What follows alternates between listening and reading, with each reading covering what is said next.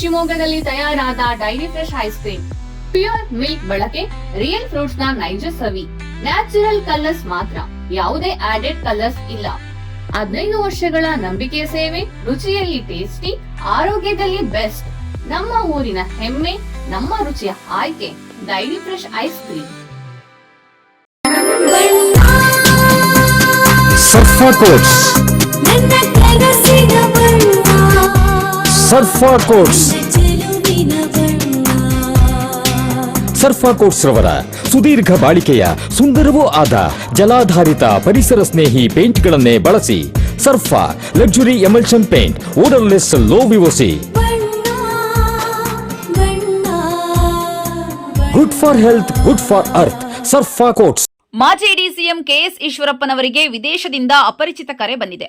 ಇದರ ಬಗ್ಗೆ ಇಂದು ಮಾಜಿ ಡಿಸಿಎಂ ಕೆಎಸ್ ಈಶ್ವರಪ್ಪ ಶಿವಮೊಗ್ಗ ಜಿಲ್ಲಾ ರಕ್ಷಣಾಧಿಕಾರಿ ನಿಖಿಲ್ ರವರನ್ನ ಭೇಟಿ ಮಾಡಿ ಬಂದಿರುವ ಕರೆ ಬಗ್ಗೆ ಸೂಕ್ತ ಕ್ರಮ ತೆಗೆದುಕೊಳ್ಳುವಂತೆ ಮನವಿ ಮಾಡಿದ್ರು. ನಂತರ ಮಾಧ್ಯಮಗಳಿಗೆ ಈ ಬಗ್ಗೆ ಪ್ರತಿಕ್ರಿಯೆ ನೀಡಿದ ಕೆಎಸ್ ಈಶ್ವರಪ್ಪ, ಜನವರಿ 7ರಂದು ನನ್ನ ಅಧಿಕೃತ ಮೊಬೈಲ್ ನಂಬರ್ಗೆ ವಿದೇಶಿ ಮೂಲದಿಂದ ಅಂತಾರಾಷ್ಟ್ರೀಯ ಕರೆ ಬಂದಿದೆ.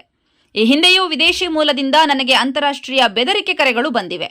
ಇದರ ಬಗ್ಗೆ ಸೂಕ್ತ ಕ್ರಮ ತೆಗೆದುಕೊಳ್ಳುವಂತೆ ಶಿವಮೊಗ್ಗ ಎಸ್ಪಿ ರವರ ಬಳಿ ಮನವಿ ಮಾಡಿದ್ದು, ಈ ಹಿಂದೆ ನನಗೆ ವೈ ಶ್ರೇಣಿ ಭದ್ರತೆ ಒದಗಿಸಲಾಗಿತ್ತು. ಆದರೆ ಸಕಾರಣ ನೀಡದೆ ಈಗ ಎಕ್ಸ್ ಶ್ರೇಣಿ ಭದ್ರತೆಗೆ ಇಳಿಸಿದ್ದಾರೆ.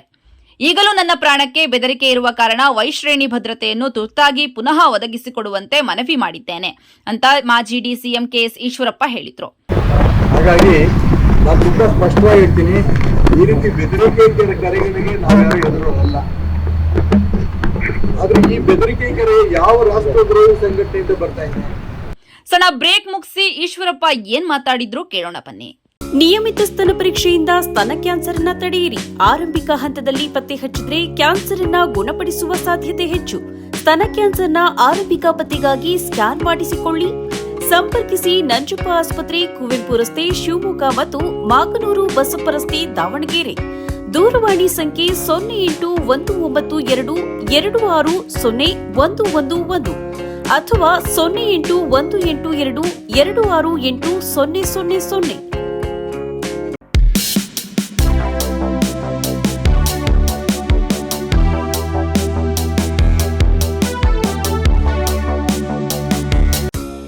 ಭಾರತೀಯ ಜನತಾ ಪಕ್ಷದ ಹಿರಿಯ ನಾಯಕರು, ಖ್ಯಾತ ಕೈಗಾರಿಕೋದ್ಯಮಿಗಳು, ಮಾಜಿ ವಿಧಾನ ಪರಿಷತ್ ಶಾಸಕರಾದ ಶ್ರೀಯುತ ಎಸ್ ರುದ್ರೇಗೌಡರವರಿಗೆ ಜನ್ಮದಿನದ ಹಾರ್ದಿಕ ಶುಭಾಶಯಗಳು.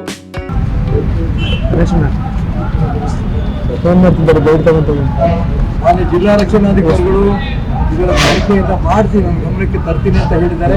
ಬಹಳ ಸೌಜನ್ಯದಿಂದ ಪಡ್ಕೊಂಡಿದ್ದಾರೆ. ಅವರು ಮತ್ತೊಮ್ಮೆ ಎಲ್ಲರ ಪರವಾಗಿ ನಾನು ಅವರಿಗೆ ಅಭಿನಂದನೆ ಸಲ್ಲಿಸುತ್ತೇನೆ. ಹಿಂದೆ 2 ಬಾರಿ ನನಗೆ ವಿದೇಶದಿಂದ ಬೆದರಿಕೆ ಕರೆಗಳು ಬಂದಿದ್ವು.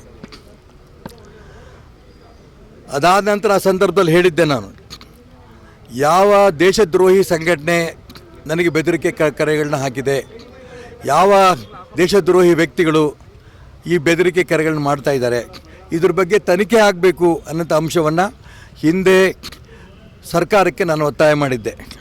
ಆದರೆ ಆ ಸಂದರ್ಭದಲ್ಲೂ ಕೂಡ ತನಿಖೆ ಮಾಡಿ ಯಾವ ಸಂಸ್ಥೆಯಿಂದ ಬೆದರಿಕೆ ಕರೆಗಳು ಬಂದಿದೆ, ಯಾವ ವ್ಯಕ್ತಿಯಿಂದ ಬಂದಿದೆ ಅಂತ ಇವತ್ತಿನ ತನಕ ಕೂಡ ಹೇಳಿಲ್ಲ. ಆದರೆ ನನಗೆ ಭದ್ರತೆ ದೃಷ್ಟಿಯಿಂದ ಬೆಂಗಳೂರು ಮನೆಗೆ, ಶಿವಮೊಗ್ಗ ಮನೆಗೆ ಎಲ್ಲ ಭದ್ರತೆಗೆ ಅವಕಾಶ ಮಾಡಿಕೊಟ್ರು ಮತ್ತು ಎಸ್ಕಾರ್ಟ್ ಕೂಡ ನನಗೆ ಕೊಟ್ಟಿದ್ದರು. ಇಡೀ ರಾಜ್ಯದಲ್ಲಿ ಪ್ರವಾಸ ಮಾಡೋದಕ್ಕೆ ಎಸ್ಕಾರ್ಟ್ ಕೂಡ ಕೊಡ್ತಾಯಿದ್ರು. ಆದರೆ ಈಗ ಮತ್ತೆ 3 ತಿಂಗಳ ಕೆಳಗೆ ನನ್ನ ವೈ ಕ್ಯಾಟಗರಿ ಇದ್ದ ಭದ್ರತೆಯನ್ನು ವಾಪಸ್ ತಗೊಂಡಿದ್ದಾರೆ. ವಾಪಸ್ ತಗೊಂಡಿದ್ದನ್ನು ಗಮನಿಸಿ ರಾಷ್ಟ್ರದ್ರೋಹಿ ಸಂಘಟನೆಗಳು ಮತ್ತೆ ನನಗೆ ವಿದೇಶದಿಂದ ಕರೆ ಬಂದಿದೆ ಅನ್ನೋಂಥ ಭಾವನೆ ನಂದಿದೆ. ಅದಕ್ಕೋಸ್ಕರ ನಾನು ಈ ಸಂದರ್ಭದಲ್ಲಿ ಜಿಲ್ಲಾ ರಕ್ಷಣಾಧಿಕಾರಿಗಳಿಗೆ ನಮ್ಮೆಲ್ಲ ಸ್ನೇಹಿತರ ಮುಖಾಂತರ ಬಂದು ನಾನು ಒಂದು ಮನವಿ ಕೊಟ್ಟಿದ್ದೇನೆ. ಯಾವ ರಾಷ್ಟ್ರದ್ರೋಹಿ ಸಂಘಟನೆಯಿಂದ ಆ ವಿದೇಶಿ ಕರೆ ಬಂದಿದೆ, ಯಾವ ವ್ಯಕ್ತಿಯಿಂದ ಆ ವಿದೇಶಿ ಕರೆ ಬಂದಿದೆ, ಇದು ತನಿಖೆ ಆಗಬೇಕು. ಇದು ಬಹಳ ಮುಖ್ಯ. ಏಕೆಂತಂದರೆ 3 ತಿಂಗಳು ಕೆಳಗೆ ಈ ರೀತಿ ವೈ ಕ್ಯಾಟಗರಿನ ತೆಗೆದಿರೋದನ್ನು ಅವ್ರು ಯಾರು ಗಮನಿಸಿ ಹೇಗೆ ಅವರು ಇದಕ್ಕಿದ್ದಂಗೆ ನನಗೆ ಆ ಒಂದು ವೈ ಕ್ಯಾಟಗರಿ ತೆಗೆದಿದ್ದು ಅಂತ ಗಮನಿಸಿ ಮತ್ತೆ ವಿದೇಶದಿಂದ ಕರೆ ಬಂದಿದೆ. ಇದನ್ನು ಗಮನಿಸಬೇಕು ಅಂತ ಕೇಂದ್ರ ಸರ್ಕಾರಕ್ಕೆ ಮತ್ತು ರಾಜ್ಯ ಸರ್ಕಾರಕ್ಕೂ ಕೂಡ ನಾನು ಮನವಿ ಮಾಡ್ತಾಯಿದ್ದೀನಿ. ಜಿಲ್ಲಾ ರಕ್ಷಣಾಧಿಕಾರಿಗಳ ಮುಖಾಂತರ ಈಗಾಗಲೇ ಪತ್ರ ಕೊಟ್ಟಿದ್ದೀನಿ.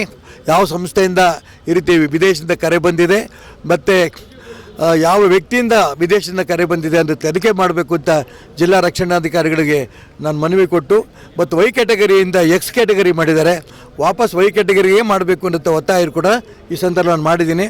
ಬಹಳ ಮುಖ್ಯ, ತನಿಖೆನೂ ಆಗಬೇಕು, ಭದ್ರತೆಯೂ ಕೊಡಬೇಕು. ಈ ದಿಕ್ಕಿನಲ್ಲಿ ನಾನು ರಕ್ಷಣಾಧಿಕಾರಿ ಕೊಟ್ಟಿದ್ದೀನಿ. ರಕ್ಷಣಾಧಿಕಾರಿಗಳು ಖಂಡಿತ ಇದ್ರ ತನಿಖೆ ಮಾಡಿಸೋ ದಿಕ್ಕಲ್ಲಿ ನಾನು ಗಮನ ಕೊಡ್ತೇನೆ, ಮತ್ತು ನಿಮಗೆ ಭದ್ರತೆ ಕೊಡೋ ದಿಕ್ಕಿನಲ್ಲಿ ರಾಜ್ಯ ಸರ್ಕಾರಕ್ಕೆ ಗಮನಕ್ಕೆ ತರ್ತೀನಿ ಅಂತ ಮಾತನ್ನು ಹೇಳಿದ್ದಾರೆ, ಸೌಜನ್ಯತೆ ಹೇಳಿದ್ದಾರೆ. ನಾನು ಈ ಸಂದರ್ಭ ಅವರಿಗೆ ಅಭಿನಂದನೆ ಸಲ್ಲಿಸ್ತೇನೆ. ರಾಜ್ಯ ಸರ್ಕಾರಕ್ಕೆ ಒತ್ತಾಯನ ಮಾಡೋದಿಷ್ಟೇ, ಯಾವ ಸಂಸ್ಥೆಗಳು ಈ ದೇಶದ್ರೋಹಿ ಸಂಸ್ಥೆಗಳಿರ್ಬೋದು, ಆ ಸಂಸ್ಥೆಗಳು ಈ ರೀತಿ ಹಿಂದೆ ಬೆದರಿಕೆ ಕರೆ ಹಾಕಿದ್ರು, ಈ ಕರೆ ಮಾತ್ರ ಬಂದಿದೆ. ಅದರಲ್ಲಿ ಬೆದರಿಕೆ ಕರೆ ಅಂತ ನಾನು ಹೇಳಲ್ಲ, ಯಾಕೆಂತ ಕರೆ ಬಂದಿದೆ. ವಾಪಸ್ ನಾನು ಫೋನ್ ಮಾಡಿದ್ರೆ ಫೋನ್ ಎತ್ತಿಲ್ಲ, ಕನೆಕ್ಷನ್ ಸಿಕ್ಕಿಲ್ಲ. ಅದಕ್ಕೋಸ್ಕರ ಇದನ್ನು ತನಿಖೆ ಆದ ಮಾತ್ರ ಯಾವ ಸಂಸ್ಥೆ ಇದ್ದ ನಂಬರ್ ಕೂಡ ರಕ್ಷಣಾಧಿಕಾರಿಗಳು ಕೊಟ್ಟಿದ್ದೀನಿ. ನಿಮಗೂ ಕೂಡ ಯಾವ ನಂಬರಿಂದ ವಿದೇಶದಿಂದ ಬಂದಿದೆ ಅಂತ ನಂಬರ್ ಕೂಡ ನಿಮಗೆ ಕೊಟ್ಟಿದ್ದೀನಿ ನಾನು. ಇದನ್ನು ತನಿಖೆ ಮಾಡಿ ಅದರ ಮುಖಾಂತರ ಆ ಸಂಸ್ಥೆ ಯಾರು ರಾಷ್ಟ್ರದ್ರೋಹಿ ಚಟುವಟಿಕೆ ಮಾಡ್ತಾರಂಥ ಸಂಸ್ಥೆ ಯಾರು ಕರೆ ಮಾಡಿದ್ದಾರೆ, ಯಾವ ವ್ಯಕ್ತಿ ನನಗೆ ಕರೆ ಮಾಡಿದ್ದಾರೆ ಅದ್ರ ಬಗ್ಗೆ ತನಿಖೆಯಿಂದ ಹೊರಗೆ ಬರಬೇಕಾಗಿದೆ. ಮತ್ತು ರಾಜ್ಯದ ಗೃಹ ಸಚಿವರಿಗೆ, ಮುಖ್ಯಮಂತ್ರಿ ನಾನು ಒತ್ತಾಯ ಮಾಡ್ತೇನೆ, ಈ ರೀತಿ ನಾನು ವೈ ಕ್ಯಾಟಗರಿ ಇದ್ದಿದ್ದನ್ನು ವಾಪಸ್ ತೆಗೆದಿರೋದನ್ನು ಗಮನಿಸಿದ್ದಾರೆ ಅವರು, ಆ ರಾಷ್ಟ್ರದ್ರೋಹಿ ಸಂಸ್ಥೆಯವರು ಗಮನಿಸಿ ನನ್ನನ್ನು ಈ ಸರಿ ಮತ್ತೆ ವಿದೇಶದಿಂದ ಕಾಲ್ ಮಾಡಿದ್ದಾರೆ. ತಕ್ಷಣ ತನಿಖೆನೂ ಮಾಡಬೇಕು ಯಾವ ಸಂಸ್ಥೆ ಇದ್ದ ಅಂತ, ಮತ್ತು ನಾನು ಭದ್ರತೆ ದೃಷ್ಟಿಯಿಂದ ನಾನು ವೈ ಕ್ಯಾಟಗರಿ ಇದ್ದಿದ್ದನ್ನು ಮತ್ತೆ ವಾಪಸ್ ವೈ ಕ್ಯಾಟಗರಿ ಮಾಡಬೇಕು ಅನ್ನೋಂಥ ಒತ್ತಾಯ ಕೂಡ ಮಾಡಿ ಪತ್ರವನ್ನು ಕೊಟ್ಟಿದ್ದೇನೆ. ಹಿಂದುತ್ವದ ಬಗ್ಗೆ ನಾನು ಮಾಡ್ತಾ ಇರೋಂಥ ಹೋರಾಟಗಳ ಬಗ್ಗೆ ಮುಂಚೆಯಿಂದಲೂ ಕೂಡ ಈ ವಿದೇಶಿ ಶಕ್ತಿಗಳಿಗೆ, ರಾಷ್ಟ್ರದ್ರೋಹಿ ಮುಸಲ್ಮಾನರಿಗೆ ನಾನು ತುಂಬ ಸ್ಪಷ್ಟವಾಗಿ ಹೇಳ್ತೀನಿ, ಎಲ್ಲ ಮುಸಲ್ಮಾನರಿಗೂ ಟೀಕೆ ಮಾಡಲ್ಲ, ರಾಷ್ಟ್ರದ್ರೋಹಿ ಮುಸಲ್ಮಾನ್ ಸಂಘಟನೆಗಳಿಗೆ ಇದು ನನ್ನ ಕಂಡ್ರೆ ಅವ್ರಿಗೆ ಭಯನೂ ಇದೆ, ಅವರು ನನ್ನ ಬಗ್ಗೆ ಗಮನವೂ ಇಟ್ಟಿದ್ದಾರೆ. ಅದಕ್ಕೋಸ್ಕರ ನಾನು ಈ ಸಂದರ್ಭ ಹೇಳೋಕ್ಕೆ ಇಷ್ಟಪಡ್ತೇನೆ. ಇತ್ತೀಚೆಗೆ ನಾವು ಗೋವಿನ ರಕ್ಷಣೆ ಮಾಡೋ ದೃಷ್ಟಿನಲ್ಲಿ ಗೋವರ್ಧನ ಒಂದು ಸಂಸ್ಥೆ ಕೂಡ ಮಾಡಿದ್ದೀವಿ.